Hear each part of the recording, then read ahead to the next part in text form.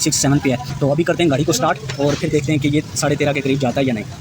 तो जी गाड़ी स्टार्ट हुई है, तो आप देखें तो ये 14 के करीब अभी चला गया, 15 के करीब चला गया। तो क्योंकि आप देख रहे हैं गाड़ी स्टार्ट है और इसके अंदर बैटरी का साइन आ रहा है। हमने बाहर से चेक कर लिया है, इसका अल्टरनेटर जो है वो काम नहीं कर रहा। तो उसको खोलते हैं, देखते हैं क्या मसला है। अल्टरनेटर इसका खुल चुका है और इसके साथ ये होता है कि एक इसका ये एडजस्टर है, ये वाला, इसको थोड़ा ढीला करना पड़ता है और एक 12 का बुल यहाँ से इसको लगा होता है जनरेटर को, और एक 2 लगे होते हैं यहाँ नीचे से, ये वाले, ये दोनों निकाले।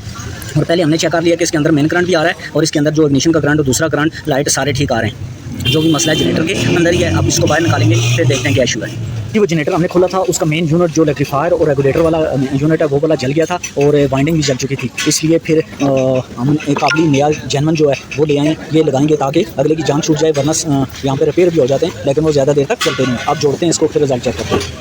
अच्छा जी, जनरेटर हमने फिट कर दिया है और इसका जो बेल्ट है, ये देखें, एक बेल्ट ये वाला एडजस्टर है, इसके नीचे से आता है उस तरफ पुली वाला, दूसरा जो बेल्ट नीचे वाला जाता है आगे एसी वाली पुली पे। इस तरफ से देखें, वो नीचे एसी वाली पुली है, उस पुली के ऊपर चढ़ता है और ये वाला जो एडजस्टर है इसके पीछे से आके इस पुली के ऊपर ये चढ़ गया है इस तरह से।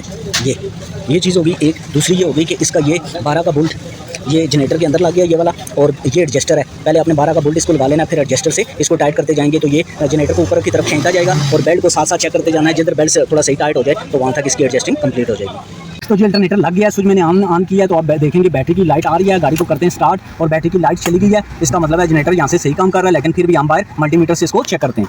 तो जी नेगेटिव वाली नाप काली वाली नेगेटिव पे लगा दिया, रेड पॉजिटिव पे, और मीटर देखें तो 12,967 पे है। तो अभी करते हैं गाड़ी को स्टार्ट और फिर देखते हैं कि ये 13.5 के करीब जाता है या नहीं।